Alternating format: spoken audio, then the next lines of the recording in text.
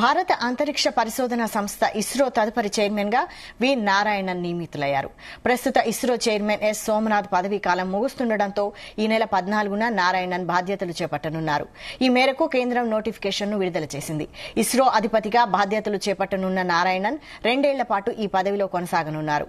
వలియమలాలోని liquid propulsion system centre director గా కొనసాగుతున్నారు. Rocket వ్యవస్థ, స్పేస్ క్రాఫ్ట్ ప్రొపల్షన్ కు సంబంధించి 4 దశాబ్దాలుగా పలు హోదాల్లో ఆయన పనిచేస్తున్నారు.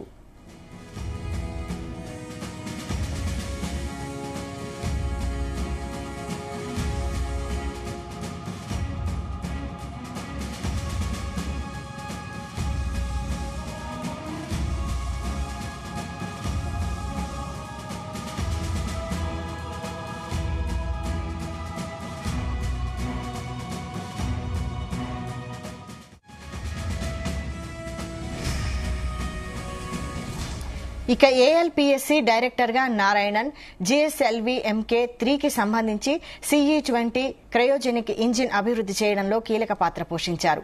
నారాయణ్ సారథ్యంలోనే పలు ఇస్రో మిషన్ల కోసం ఏఎల్పీఎస్సీ ఇప్పటి వరకు 183 లిక్విడ్ ప్రొపల్షన్ వ్యవస్థలను, కంట్రోల్ పవర్ ప్లాంటులను అందించింది. పలు ఇస్రో ప్రాజెక్టుల్లో ఆయన కీలక పాత్ర పోషించారు. వాటిలో ఆదిత్య స్పేస్ క్రాఫ్ట్ రూపకల్పన, జిఎస్ఎల్వి MK3 మిషన్ వంటివి కీలకమైనవి. నారాయణన్ సేవలను గుర్తిస్తూ ఆయనకు ఎన్నో అవార్డులు వచ్చాయి.